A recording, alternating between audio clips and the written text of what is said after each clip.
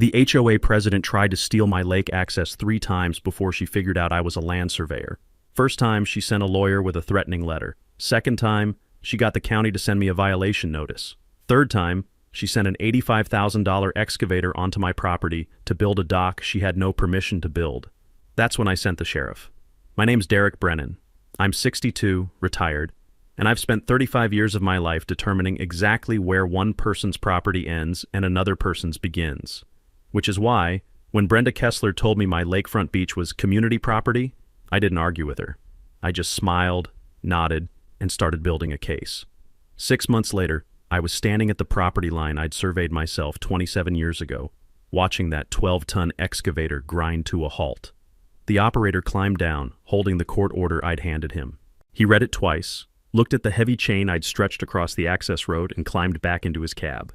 The diesel engine coughed and he backed up the hill. 200 yards away, Brenda's face was the color of a stop sign. What she didn't know, what none of them knew, was that I had every email she'd ever sent, every trespassing incident on camera, every lie she'd told documented in triplicate. And I'd been waiting 6 months to use it all. But she didn't start out threatening to sue me. She started with a smile and a casserole. April 2024. I'd been living in my cabin for about 5 months when Brenda Kessler knocked on my door. She was wearing a pastel cardigan and holding a glass casserole dish with aluminum foil over the top. "Welcome to Clearwater Ridge," she said, flashing a smile that didn't quite reach her eyes. "I'm the HOA president. Just wanted to introduce myself." I invited her in. We sat on my porch overlooking the lake, and she told me how wonderful the community was, how everyone looked out for each other, how they had traditions that made this place special. Then she got to the point. "We've always had access to the lake through this property," she said, gesturing toward my beach. "The previous owner was very generous about letting families use it. I'm sure you'll want to continue that tradition." I didn't know much about HOA politics back then. I'd bought this land in 1998 as an investment, back when it was just empty acres and a dirt road. Paid $32,000 for 2.3 acres of prime lakefront. The lake itself, about 40 acres of spring-fed water, was technically private, surrounded by undeveloped parcels. Over the years, a developer bought up the surrounding land, carved it into lots, and built Clearwater Ridge, a gated community of 247 homes. Nice houses, quarter-acre lots, lake views. But here's the things about views. You can see the water, but you can't touch it, not legally, because every single one of those lots ended at the ridgeline, 50 to 80 feet above the waterline. My property was the only one with actual lake frontage, the only one with a deeded access road down to the water. I'd built that road myself in 1999, 12 feet wide, compacted gravel, proper drainage. I'd paid for every load of stone, and I'd surveyed every inch of it. When my wife died in 2018, I decided to finally build our dream cabin on that land. Took me a year. Moved in November 2023. I was looking forward to quiet mornings with coffee, watching the sunrise over the water, maybe doing some fishing. I wasn't looking for trouble. So when Brenda made her polite request, I said yes. "Keep it reasonable," I told her. "No big parties. Pick up your trash. Respect the property." She thanked me profusely. Said the whole community would be so grateful. What I didn't realize was that Brenda wasn't asking for a favor. She was confirming what she already believed, that my beach belonged to everyone. See, Brenda Kessler wasn't just the HOA president. She was also a real estate agent. Kessler Realty. She'd sold at least 60 of the homes in Clearwater Ridge over the past 10 years, and according to her sales materials, every single one of those homes came with community lake access. I found that out later. For the first 8 months, it worked fine. Families would come down on weekends, swim, paddle around in kayaks, leave by sunset. I'd wave from my porch, they'd wave back, no problems. Then, in December 2024, I took a walk down to the clubhouse to drop off my HOA dues. That's when I saw the architectural drawings taped to the window. Big color renderings, a 2-tier dock with a covered pavilion, composite decking, solar lights, kayak racks. At the bottom of the page, Clearwater Ridge Community Beach Project. Estimated cost $85,000. I stood there staring at that rendering for a full minute. The dock was drawn right onto my beach, my property. I walked back to my cabin, pulled out my survey, and traced the property line with my finger. No question about it.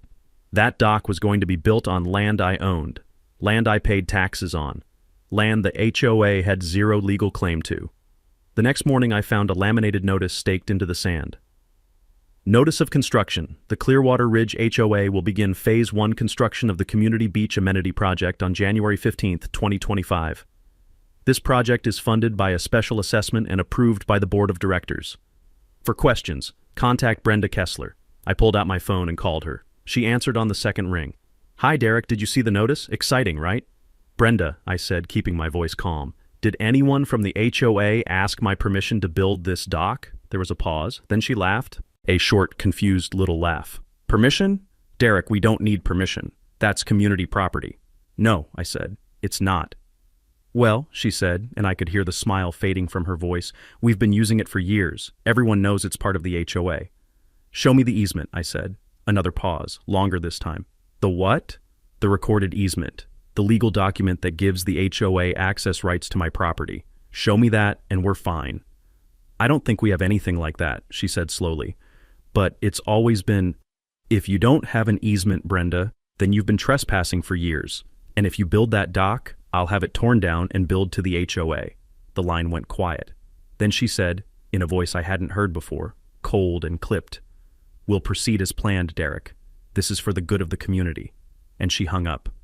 That night, I pulled every document I had, the original survey, the deed, the property tax records. I looked up the HOA covenants online. I read every word, and that's when I realized they had nothing. No easement, no recorded access rights, nothing. The HOA declaration, written in 2004, 6 years after I bought my land, mentioned community lake access in vague, aspirational language. But there was no legal description, no metes and bounds, no notarized agreement. It was all smoke. And Brenda Kessler, real estate agent and HOA president, had been selling homes based on a lie for a decade. I sat back in my chair and looked out at the dark water. Then I picked up the phone and called an old friend of my late wife, a real estate attorney named Ramona Vasquez. Ramona, I said when she answered, I need your help, and I think you're going to enjoy this. Ramona Vasquez had been practicing property law for 28 years. She'd handled everything from mineral rights disputes to boundary wars between neighbors who'd stopped speaking to each other in 1987. When I explained my situation, she was quiet for a moment. Then she said, Derek, I'm going to be honest with you. You have what we call a slam dunk case. But HOAs are vindictive. They have money, they have lawyers on retainer, and they don't like losing. If you fight this, prepare for it to get ugly. How ugly? I asked. Fines, liens, harassment. They'll make your life miserable for as long as they can. I looked out at the lake. My lake, the one I'd owned for 27 years. What do I need to do? Document everything, she said. Every interaction, every trespass, every threat. Get it in writing, get it on camera, build a case so airtight they can't wiggle out of it. And then we hit them so hard they never try this again. I spent the next 3 days preparing. I ordered a trail camera from Amazon, the kind hunters use, motion activated with night vision and a timestamp. Mounted it on a tree at the entrance to the access road, angled so it captured everyone who came down. Then I printed property line markers, bright orange, and staked them every 20 feet along my boundary. I wanted there to be no confusion about where my land started. On December 18th, I sent an email to the entire HOA board. Subject line, Community Beach Project. Body, I do not consent to construction on my property. The beach area is private property as evidenced by the attached survey and deed. Any entry onto this property without my explicit written permission constitutes trespassing under state law. I expect all construction plans to be halted immediately. I attached my survey, my deed, and the relevant property tax records showing I'd been paying 100% of the taxes on that parcel since 1998. Sent it certified, return receipt requested. Brenda's reply came back in 47 minutes. Derek, you're being selfish. 247 families depend on that lake access. It's been part of this community for nearly 2 decades. We've already awarded the construction contract and collected the special assessment from homeowners. We will proceed as planned on January 15th. If you have concerns, you're welcome to attend the next board meeting. Selfish. That word stuck with me. I'd bought this land when it was nothing but trees and mud. I'd paid for the road. I'd paid taxes on every square inch for 27 years. And now I was selfish for not letting them build an $85,000 dock on it without asking. I forwarded Brenda's email to Ramona. She called me 10 minutes later. Derek, this is gold. She just admitted in writing that they're proceeding without your permission. That's knowing and willful trespass. What's my next move? We file for a temporary restraining order, stop the construction before it starts, and in the meantime, you keep that camera rolling.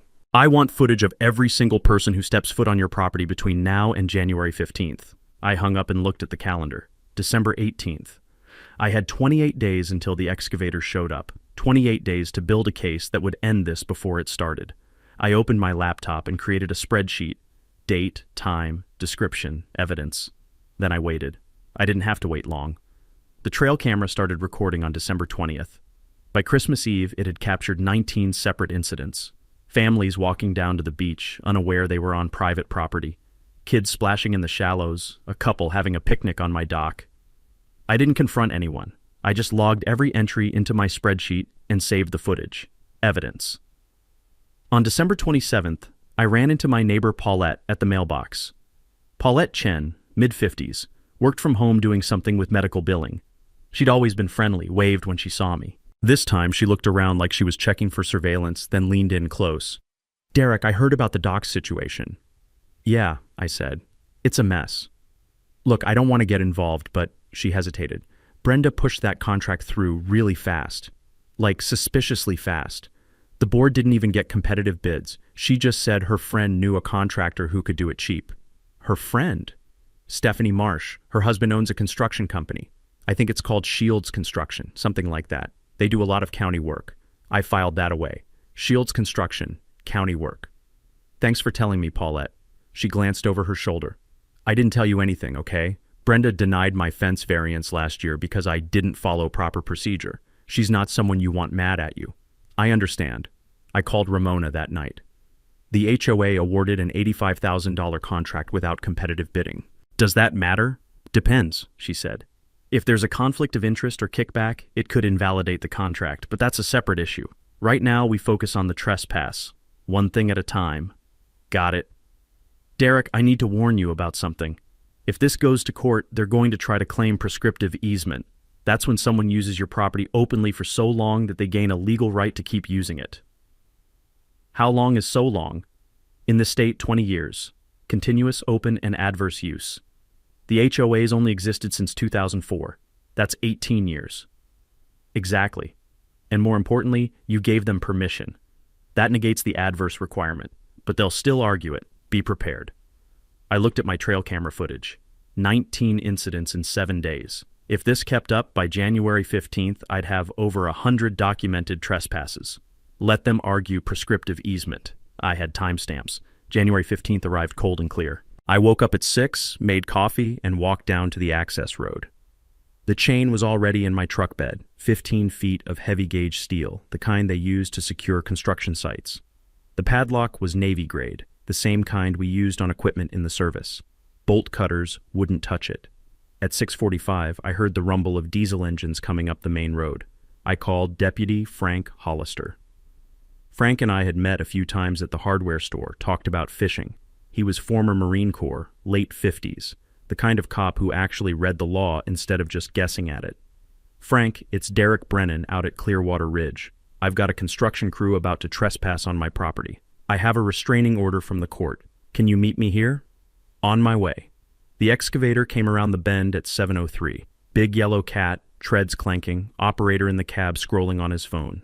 Behind him, a pickup truck with Shields Construction LLC on the door, 2 workers in the bed. The excavator stopped at the property line where my orange markers were staked. The operator climbed down, lit a cigarette, and looked around like he was trying to figure out if he was in the right place. I walked over. "Morning," I said. "Can I help you?" "Yeah, we're supposed to start a dock project down there." He pointed toward the beach. "Do you have permission from the property owner?" He looked confused. "The HOA hired us." "I'm the property owner," I said, "and I didn't give permission." His face changed. "Look, man, I don't want trouble. I just go where my boss tells me." "I understand. Here." I handed him 3 documents. "This is a certified survey showing I own this property. This is a copy of my deed. And this is a temporary restraining order from the county court, issued yesterday, prohibiting any construction on this parcel without my written consent. If you proceed, you're in violation of a court order." He took the papers, read the first page of the TRO, and his shoulders sagged. He pulled out his phone and called someone. I could hear the conversation. "Yeah, it's me. We got a problem. The landowner's here with a court order. No, he's serious. There's a sheriff's deputy pulling up right now. I don't know, man. You figure it out. I'm not catching a contempt charge for a dock. Frank's cruiser rolled to a stop behind the excavator. He got out, adjusted his belt, and walked over. Gentlemen, what's the situation? The operator showed him the TRO. Frank read it, nodded, and looked at the crew. You're free to leave. If you proceed onto this property, you'll be trespassing and I'll have to arrest you. The operator didn't need to be told twice. He climbed into the cab, fired up the engine, and backed the excavator up the hill. The pickup followed. The whole thing took 9 minutes. Then Brenda's Mercedes came screeching down the road. She got out before the car even stopped rolling, her face red, her voice shaking. What the hell do you think you're doing? Protecting my property, I said. You can't do this. That dock is funded. We have 247 families who... Show me the easement, Brenda. She stopped, blinked. What? Show me the recorded easement that gives the HOA legal access to my property. We don't need an easement. We've been using... That's called trespassing, Frank said quietly. Brenda turned to him. Deputy, this is a civil matter. Ma'am, he has a restraining order. If you proceed with construction, it's contempt of court. That's criminal. I handed her a copy of the TRO. You're served. There's a hearing in 14 days. Bring your lawyer. Her hand trembled as she took the paper. Then she turned and walked back to her car without another word. After she left, I pulled the chain out of my truck, stretched it across the access road, and locked it. The padlock made a satisfying click. I mounted a sign. Private road, owner access only. Violators will be prosecuted. Frank watched me work. You know this is just the beginning, right? I know. They're going to make your life hell. Let them try. I took a photo of the locked chain with my phone. Timestamp January 15th, 2025, 7:34 a.m. Then I walked back to my cabin and added it to my evidence folder. The padlock stayed locked for exactly 4 hours and 16 minutes. Then Brenda tried something creative. 4 hours and 16 minutes after I locked the chain, my trail camera caught 3 people walking down the access road. Brenda Kessler, a man I didn't recognize, about 40, wearing a suit, and another board member, Janet Somebody, who I'd seen at the clubhouse. They stopped at the chain. Brenda pointed at the padlock. The man in the suit pulled something out of his jacket. Bolt cutters. The camera captured everything. The audio picked up Brenda saying, "Just cut it. He can't stop all of us." The man positioned the bolt cutters on the lock. Then he squeezed. The handles bent. The lock didn't. He tried again, putting his full weight into it. Nothing. "What the hell kind of lock is this?" he muttered. "Military grade," I said from behind them. All 3 of them jumped. I'd walked down through the woods, staying off the road. "That's a Navy pack lock. Hardened steel shackle. You'd need an angle grinder to get through it. Or, my permission." Brenda's face went white, then red. You can't just lock us out." "I can, actually. It's my property. We'll sue you." "Go ahead. I'll see you at the hearing in 12 days. The man in the suit stepped forward. "Mr. Brennan, I'm Howard Wallace from Wallace and Finch LLP. We represent the HOA. This behavior is..." "I know who you are, Mr. Wallace. You can send any correspondence to my attorney, Ramona Vasquez." I handed him her card. "Now get off my property before I call the sheriff again." They left. But I kept the camera footage, added it to the spreadsheet. January 15th, 2025, 11:50 a.m. Attempted destruction of property. 3 witnesses, audio and video evidence. The HOA held an emergency board meeting 2 days later. I found out because they didn't follow proper procedure. No 48-hour public notice, which violated the state's Open Meetings Act. A neighbor texted me a photo of the agenda. Emergency session. Legal action against Derek Brennan. The board voted 5-2 to levy a $500 per month fine against me for blocking community access to common areas. They also voted to authorize Wallace and Finch to file a counter-injunction. And they sent a mass email to all 247 homeowners. Subject: Important community update. Body: Due to the actions of one selfish resident, the community beach project has been delayed. Derek Brennan has illegally blocked access to our lake, hurting property values and denying families the amenities they paid for. The board is taking legal action to protect your rights. I forwarded it to Ramona. She called me 30 seconds later, laughing. "Derek, they just slandered you in writing to 247 witnesses. This is malpractice level stupidity." Is that good for us? It's Christmas morning for a litigation attorney.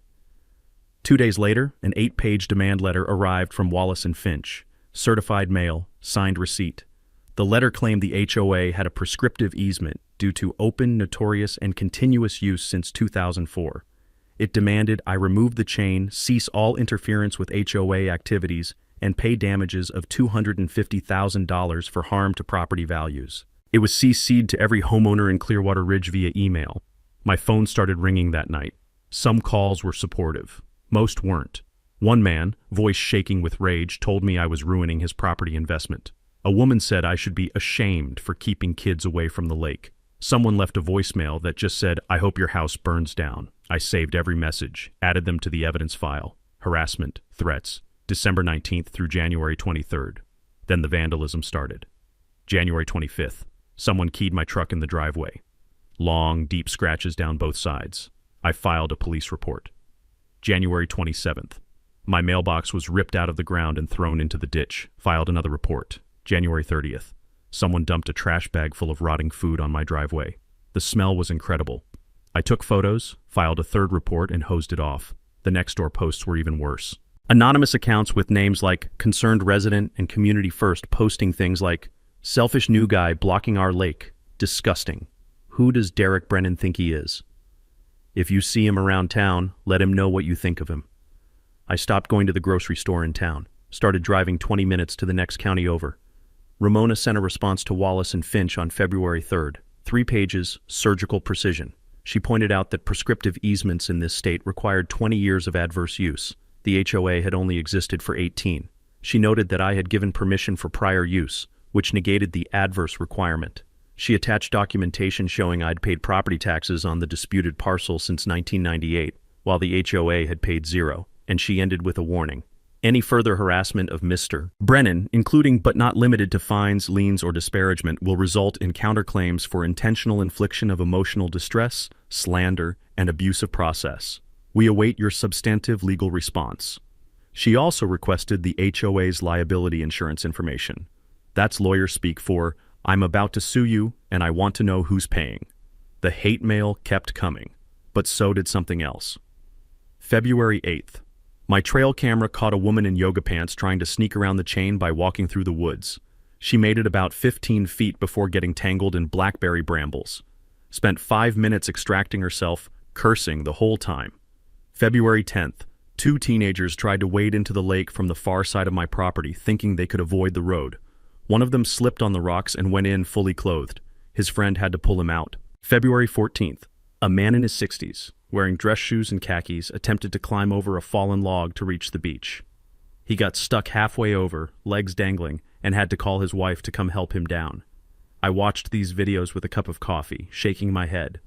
Entitled Suburbanites Attempting Wilderness Navigation was not the retirement entertainment I'd expected, but I wasn't complaining. Every failed attempt was another timestamp in my evidence file. Another data point showing the HOA and its members knew they didn't have legal access and were trying to take it anyway. But Brenda still had one card she hadn't played yet, and it was a card that could have actually worked if she hadn't gotten greedy. February 12th, 2025. I was sitting on my porch when the mail truck pulled up. The carrier handed me a certified letter from the county planning department. I signed for it, went inside, and opened it. Notice of violation. It has come to our attention that you have installed an unpermitted barrier across a public right-of-way on parcel 447B, Block 12, Clearwater Ridge Development. This barrier must be removed within 10 business days, or you will face fines of $1,000 per day. The access road in question is designated as public right-of-way per the 1987 subdivision plat. Contact our office immediately to schedule removal. I read it 3 times, then I pulled out my records. The 1987 plat showed nothing but empty forest, no roads, no subdivision, no development, because in 1987 none of that existed yet. I built the access road in 1999, 12 years later. I paid for every cubic yard of gravel. I still had the receipts. I called the planning department. This is Derek Brennan. I just received a violation notice about a road on my property. Can you tell me who filed the complaint? The clerk put me on hold for 2 minutes. Then, the complaint was filed by Brenda Kessler on behalf of the Clearwater Ridge HOA. It was flagged for priority review by Commissioner Marcus Shields. Marcus Shields, County Commissioner. I didn't know the name, but I knew what priority review meant. Someone with juice had made a phone call. Can you send me a copy of the 1987 plat you're referencing? It should be attached to the notice. It's not. Oh, well, I can email it to you. She did. I opened the file. The plat showed the subdivision boundaries, lot lines, easements for utilities, no access road to the lake, because the lake wasn't part of the subdivision. It was surrounded by private parcels, including mine. I called Ramona. They're lying. The county's claiming my road is public, but their own records show it's not. Who signed the violation notice? An inspector named Gerald Fouts, but it was flagged by Commissioner Shields. Shields, she repeated. Okay, let me make some calls. While Ramona worked her end, I filed a Freedom of Information Act request with the county. I wanted every document related to my violation notice, every email, every memo, every communication between Brenda Kessler and anyone in the planning department. FOIA requests take time, but I wasn't in a hurry. I had a court date coming up. Let them try to justify this in front of a judge. Then, on February 18th, I got a call from a number I didn't recognize. Mr. Brennan? This is Curtis Lehman. I'm a reporter with the Valley Observer. I cover local government and development. I saw your name on some court filings and wanted to ask you a few questions. I almost hung up, but something made me pause. What kind of questions? I've been investigating Commissioner Shields for about 6 months. Ethics violations, conflicts of interest, that sort of thing. Your case popped up on my radar because Shields personally expedited a violation notice against you. That's unusual. Mind if I ask what's going on? I gave him the short version. My property, the HOA's dock project, the trespassing, the violation notice. Curtis was quiet for a moment. Then he said, Mr. Brennan, can we meet in person? I think we can help each other. We met at a coffee shop in the next town over. Curtis was 47, wire-rimmed glasses, the kind of guy who looked like he'd been a journalist his whole life. He brought a folder 3 inches thick. Okay, he said, spreading documents across the table. Here's what I know about Marcus Shields. He's been county commissioner for 8 years. He's up for re-election this year. And he has a very interesting business arrangement with his nephew. He slid a business registration across the table. Shields Construction LLC, registered owner Brian Shields, Marcus Shields' nephew. They do a lot of county work, paving, drainage, maintenance contracts, and last year they started doing private work for HOAs. I stared at the name. Shields Construction, the company Brenda hired for the dock. Curtis nodded. Yeah, I pulled the bids for your HOA's dock project. 3 companies submitted proposals. The other 2 came in at $52,000 and $58,000. Shields Construction bid $85,000. They were awarded the contract anyway. That's a $30,000 difference. Correct. And here's the fun part. He pulled out campaign finance records. In the last 2 years, HOA board members from Clearwater Ridge have donated $8,500 to Marcus Shields' re-election campaign.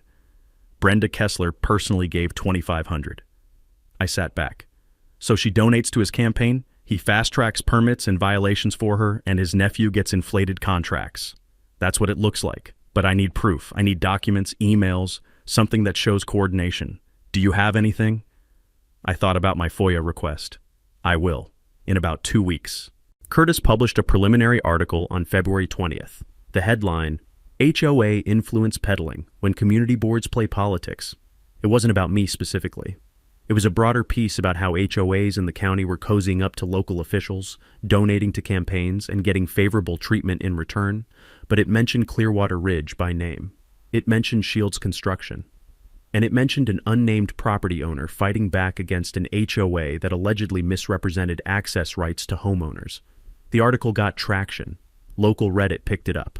47,000 upvotes on the HOA subreddit. People started sharing their own stories in the comments. The local TV station called me for an interview. I almost said no, but then I thought about Brenda's email blast calling me selfish, about the hate mail, about the vandalism. Screw it, I said yes. The interview aired on February 24th. The reporter asked me point blank, "Is it true you're blocking 247 families from accessing the lake?" "No," I said, looking directly at the camera. "I'm blocking an HOA from building on my private property without permission. They've been trespassing for 18 years and calling it tradition. There's a legal term for that. It's called theft. But families have been using that beach with my permission. Permission I can revoke at any time. That's what property rights mean. The HOA says you're selfish. The HOA sold homes by promising lake access they didn't legally have. That's fraud. I'm not the villain here. I'm the guy who actually owns the land." The clip went viral. 180,000 views in 3 days. The comments were overwhelmingly supportive. Good for him. HOAs are parasites. Why would anyone buy a home without checking the title? But in Clearwater Ridge, the reaction was different. The HOA held another emergency meeting on February 27th. 3 more board members resigned. Janet somebody quit via email saying she didn't sign up for this. Another guy, Tom something, posted on Nextdoor, "I was told this was routine. I didn't know we were trespassing. I'm out." That left Brenda with 2 loyalists and a hemorrhaging board. But she didn't back down. Instead, she doubled down.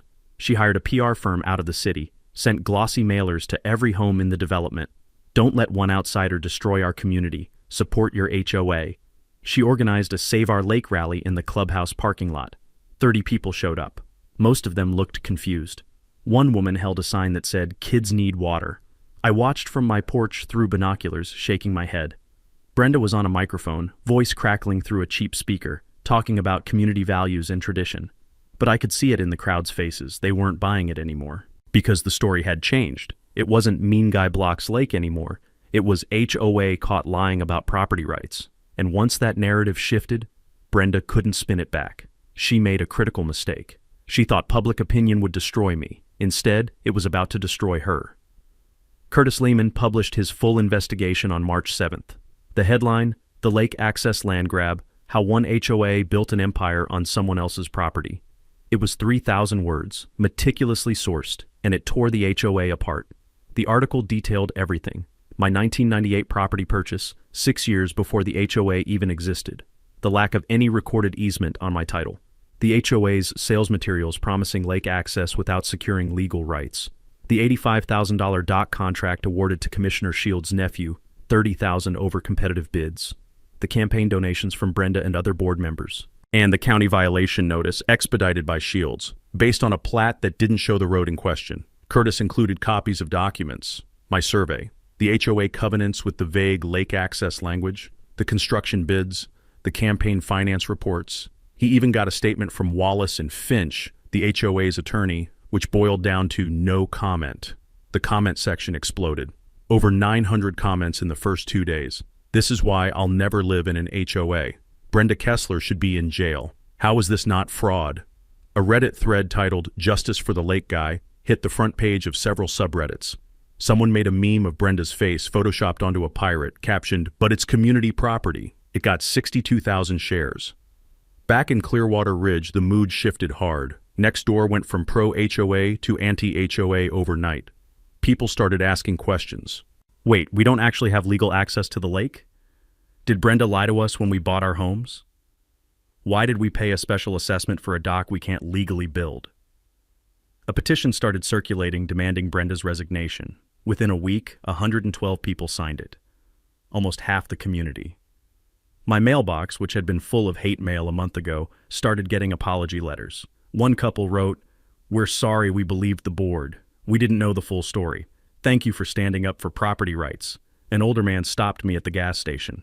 "I voted for that special assessment. I feel like an idiot. They lied to all of us." I didn't gloat. I just nodded and said, "Make sure you show up to the next board meeting." Then the County Ethics Board opened an investigation into Commissioner Shields. The complaint cited Curtis's article and requested a formal review of the campaign donations and the expedited violation notice. Shields issued a statement denying any wrongdoing, but 2 weeks later he recused himself from all HOA-related matters. The violation notice against me was quietly rescinded. No explanation, just a one-sentence letter. Upon further review, the access road in question is determined to be private property. Case closed. I framed that letter and hung it in my office. But the real bombshell came from an unexpected source. A title insurance investigator named Yolanda Mercer. Yolanda Mercer worked for Consolidated Title, one of the largest title insurance companies in the state. Her job was to investigate irregularities, flag potential fraud, and make sure the company wasn't on the hook for bad claims. On March 10th, she sent a letter to the Clearwater Ridge HOA Board, CC'd to every homeowner with a subject line that made my day: Title Defect Notice, Lake Access Easement Claims. The letter was professional, clinical, and devastating. Yolanda had reviewed the title records for all 247 properties in Clearwater Ridge. Her findings: 0 recorded easements for lake access on any parcel. The HOA declaration mentioned lake access in aspirational language, but contained no meets and bounds legal description, no recorded instrument, and no evidence of compensation paid to any property owner. Multiple homes had been sold with marketing materials explicitly promising community lake access as an amenity, which constituted a materially misleading representation. Homeowners who purchased properties based on these representations may have claims against the HOA, the developer, or the real estate agents involved for fraudulent inducement. Her conclusion? Consolidated title cannot ensure any easement claim related to lake access in Clearwater Ridge. Any such claim would be denied. In other words, if you bought your house thinking you had lake access, your title insurance won't cover it. Because the access never existed, and if you want to sue someone about it, sue the HOA. The fallout was immediate. 18 homeowners, including 3 board members' families, retained attorneys and threatened to sue the HOA board personally for breach of fiduciary duty. The HOA's insurance carrier sent a denial letter stating that coverage for wrongful taking or conversion of non-HOA property was explicitly excluded under the policy, which meant the HOA's $340,000 in reserve funds were now exposed.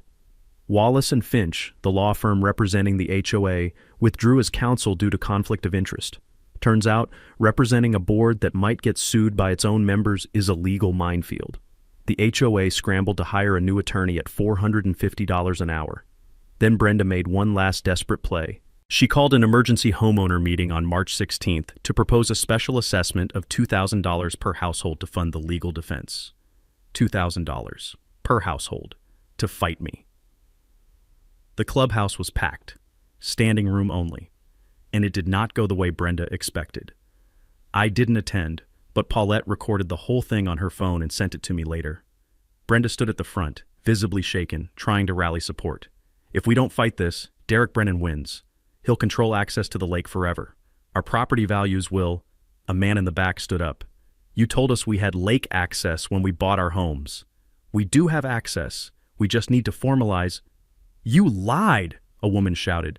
You sold us houses with an amenity you didn't own? Another voice. Why should we pay $2,000 to fix your screw-up? This isn't my screw-up. This is... You're the president. You're the one who hired the contractor. You're the one who pushed this through without checking if we had the legal right. The meeting devolved into shouting. Brenda tried to call for order. No one listened. Finally, 89 homeowners signed a letter on the spot addressed to the board. We were misled about lake access. We will not pay additional assessments to fund litigation. Settle with Mr. Brennan immediately, or we will pursue legal action against the board. Brenda's face went pale. One of her 2 remaining board members stood up and said, I resign, effective immediately. The other one followed. Me too. I'm not going down with this ship. Brenda was left standing alone at the front of the room, holding a gavel, with no board and no support. 3 days later, Ramona received a call from the HOA's new attorney, a guy named Peter Drummond. Miss Vasquez, my client is interested in discussing settlement. I'm listening.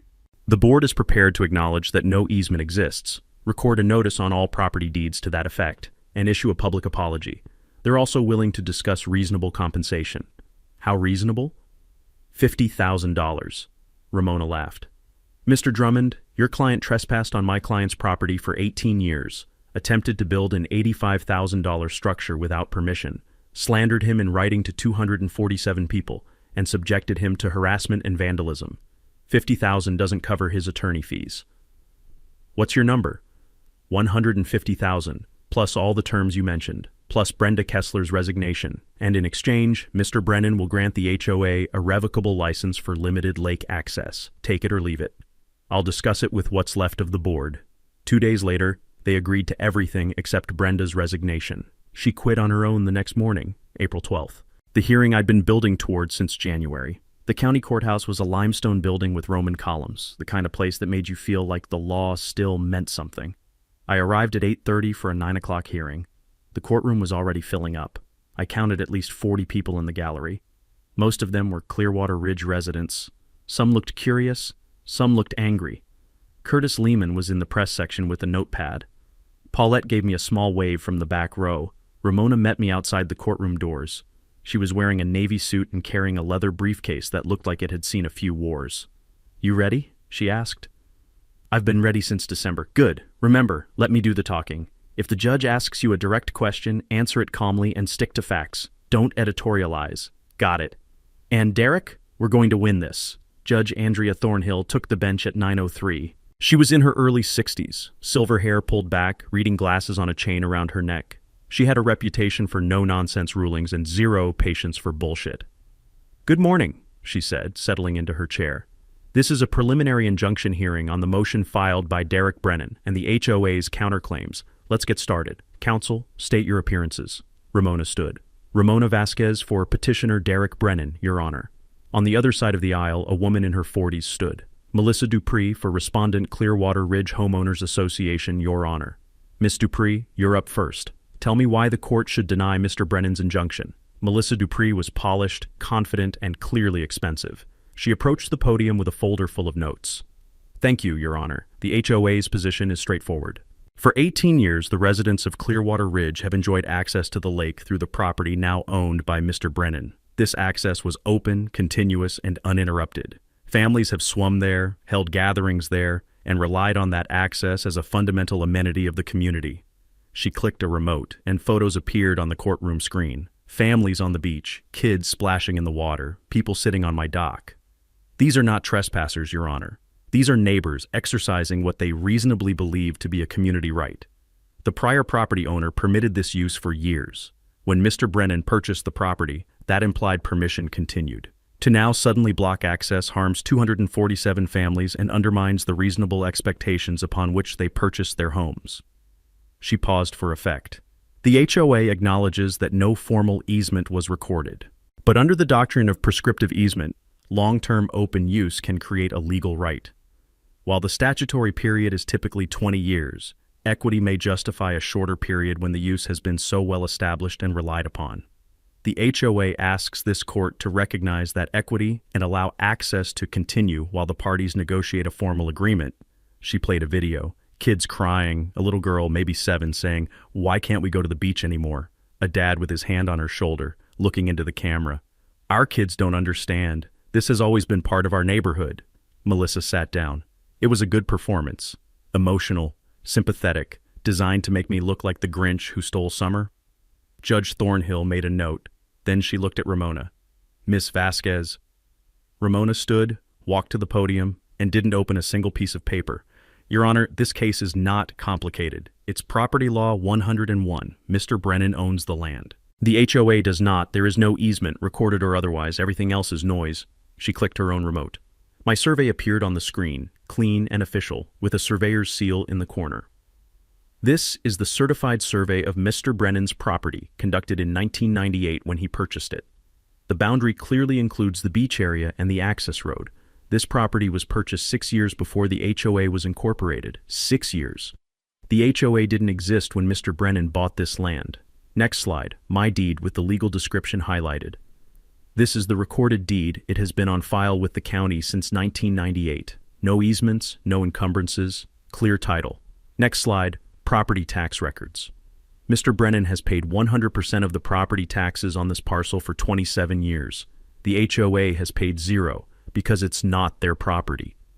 Judge Thornhill leaned forward slightly. Miss Dupree raised the issue of prescriptive easement. "What's your response?" "Two responses, Your Honor. First, this state requires 20 years of continuous open and adverse use for a prescriptive easement to vest. The HOA has existed for only 18 years. They don't meet the statutory period. And second, the use wasn't adverse. Mr. Brennan's predecessor gave permission for occasional use. Permission negates the adverse requirement. You can't trespass with permission and then later claim you earned the right to keep trespassing." The judge nodded slowly. "Continue." Ramona pulled up another document. "This is the HOA declaration, recorded in 2004. Page 14, Section 7, mentions community lake access, but there's no legal description, no metes and bounds, no recorded easement, just vague aspirational language. And here," she highlighted a sentence, "Section 12, subsection C, states, access to non-HOA properties requires written consent of the affected landowner. Their own covenants require my client's permission." She let that hang in the air. Then she played her own video. Trail camera footage, time-stamped, Brenda and 2 people with bolt cutters trying to cut the lock. Audio. "Just cut it. He can't stop all of us." Melissa Dupree's face went white. Ramona didn't even look at her. "Your Honor, This was recorded 4 hours after Mr. Brennan lawfully installed a lock on his private property. The HOA president, knowingly and willfully, attempted to destroy that lock to gain unauthorized access. That is not the behavior of someone who believes they have a legal right. That's the behavior of someone who knows they're trespassing and doesn't care. She clicked to the next slide. An email. Brenda Kessler to the board, dated February 3rd, 2024. Subject, easement issue. Body. We need to figure out the easement situation before Brennan finds out we don't have one. Ramona looked up at the judge. They knew, Your Honor. They knew they didn't have legal access and they proceeded anyway. Judge Thornhill turned to Melissa. Counselor, did you know about this email? Melissa stood slowly. I was not aware of that specific communication, Your Honor. So your client didn't disclose it? We're still in discovery. This email is dated over a year ago. It's directly relevant to your prescriptive easement argument. If they knew they didn't have an easement, the use couldn't have been open and notorious in good faith. Melissa had no response. The judge turned back to Ramona. Anything else? One more thing, Your Honor. Ramona approached the bench and handed a document to the clerk. This is an affidavit from the prior property owner, located and interviewed by our office. He states, and I quote, I allowed occasional recreational use of the beach as a courtesy to neighbors. I made it clear to the HOA that this was not a permanent arrangement and did not convey any property rights. When I sold the property in 2019, I informed the buyer that no easement existed. She stepped back. Your Honor, Mr. Brennan is not the villain here. He's a retired surveyor who bought land, paid for it, improved it, and has been subjected to months of harassment for asserting his legal rights. The HOA sold homes promising amenities they didn't own. That's not Mr. Brennan's fault. That's fraud. And it's not this court's job to fix the HOA's fraud by taking my client's property. Judge Thornhill removed her glasses and rubbed her eyes. Then she looked at Melissa. Miss Dupree, I've reviewed the filings. I've heard your arguments. Do you have any legal basis, any case law, any statute, anything that supports granting an easement under these facts? Melissa stood. Your Honor, we believe that equity doesn't override property law, Counselor. What's your legal basis? We would argue that the reliance interest of 247 families is a policy argument, not a legal one. Do you have a legal basis? Melissa hesitated. Not at this time, Your Honor. Then we're done here. Judge Thornhill put her glasses back on and looked at her notes. Then she looked up. Mr. Brennan owns the property. That's not in dispute. There is no recorded easement. That's not in dispute. The HOA has not met the requirements for a prescriptive easement, both because of the time period and because prior use was permissive, not adverse. The HOA's own covenants require written consent for access to non-HOA properties, which Mr. Brennan has not provided. The evidence shows that the HOA knew it lacked legal access and proceeded with construction plans anyway, culminating in attempted destruction of Mr. Brennan's property. This is one of the clearer property disputes I've seen. She picked up her gavel. I'm granting Mr. Brennan's motion for preliminary injunction. The Clearwater Ridge HOA, its board members, and all residents are permanently enjoined from entering Mr. Brennan's property without his express written consent. Any violation of this order will be considered contempt of court. Further, I'm awarding Mr. Brennan attorney's fees and costs in the amount of, she glanced at a document, $37,000, payable within 30 days. If the HOA wishes to pursue an easement through negotiation or eminent domain, they're free to do so. But based on this record, I don't see a path forward. We're adjourned. The gavel came down, one sharp crack. Brenda, sitting in the front row, put her face in her hands. Several homeowners in the gallery started whispering. A few got up and left immediately. Paulette was grinning from the back row. Curtis was scribbling notes furiously. Ramona shook my hand. Textbook win, she said quietly. As we walked out, an older woman approached me in the hallway. Mr. Brennan, I owe you an apology. I signed that petition against you back in January. I didn't know the whole story. Thank you for standing up for what's right. I nodded. Thank you for saying that. Two other people stopped me on the courthouse steps to apologize. One man said, Brenda lied to all of us. I'm glad you won. I didn't gloat. I didn't celebrate. I just got in my truck and drove home. Because winning in court was only half the battle. The real question was, what do you do with power once you've got it? Brenda Kessler resigned as HOA president on April 20th. No ceremony, no farewell speech. Just a one-sentence email to the membership. Effective immediately, I am stepping down from the board. The special election happened 2 weeks later. Paulette Chen ran unopposed and won.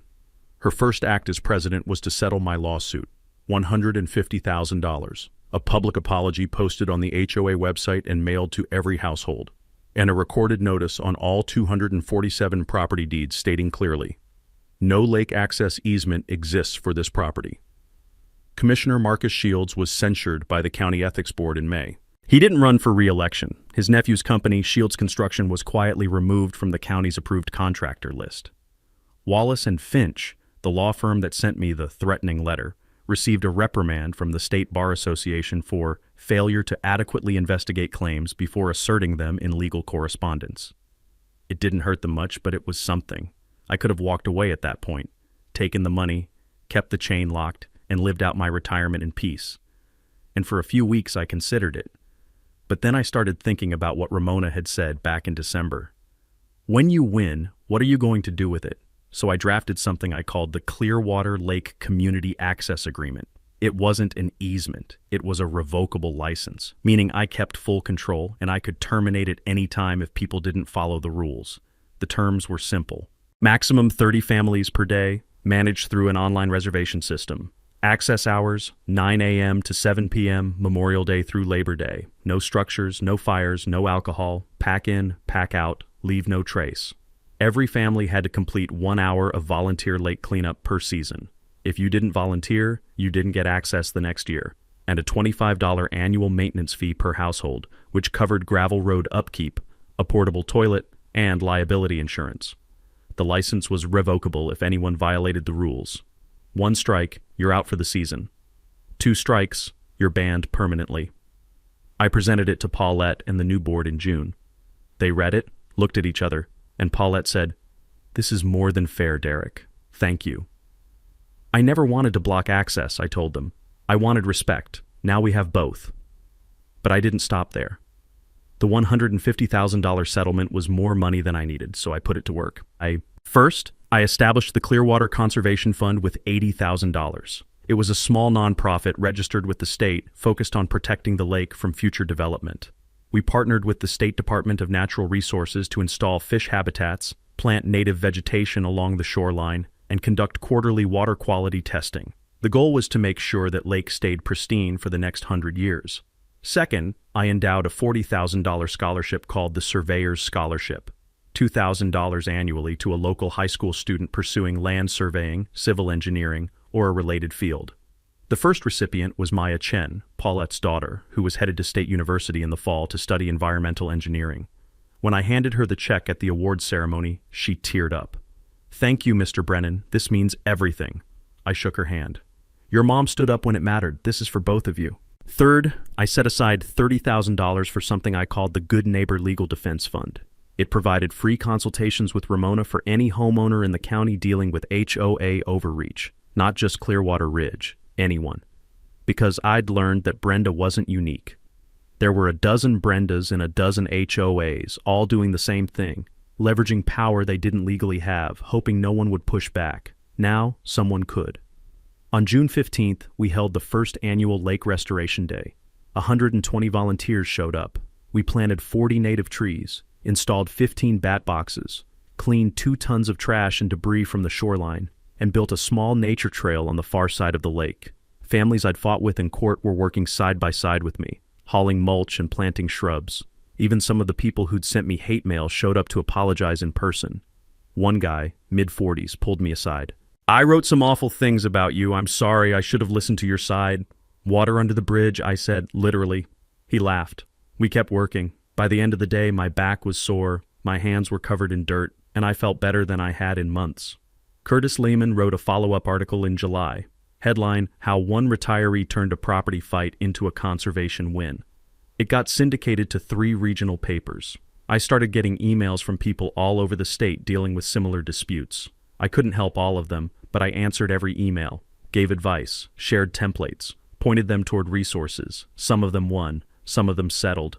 A few lost, but at least they fought. That mattered. In September, I was invited to speak at the State Property Rights Association conference. I stood in front of 200 people and told them the same thing. I'll tell you now. Document everything. Know your boundaries. Use the law. And when you win, build something better than what you tore down. It's been a year and a half since I locked that chain across the access road. The community access agreement is working. 187 families used the lake last summer. 0 rule violations. The conservation fund secured a matching grant from the state, another $120,000, which we're using to build an accessible fishing pier for people with disabilities. Paulette's board is working with me to develop a trail system around the lake on properties whose owners actually consent this time. Brenda moved to a different development about 40 minutes away. I heard she joined an HOA board there. I don't wish her ill. I just hope she learns something. As for me, I'm still here. Still drinking coffee on my porch at sunrise. Still watching the water. Still grateful I stood my ground when it mattered. Here's what I learned, and I hope you take this with you. 1. Document everything. Document every conversation, every email, every incident. Paper trails win cases. 2. Know your property lines. Get a survey. Understand what you own. 3. The law protects you, but only if you're willing to use it. 4. Authority without accountability is just bullying. Make them accountable. And 5. When you win, don't just win for yourself. Build something that lasts. Build something that helps people. That's how you change the culture. If you're fighting an HOA, a bad boss, or any system that thinks power means more than law, know this: you're not alone. Share your story. Learn from others. And if this story helped you in any way, share it. Justice is contagious. Now go protect what's yours.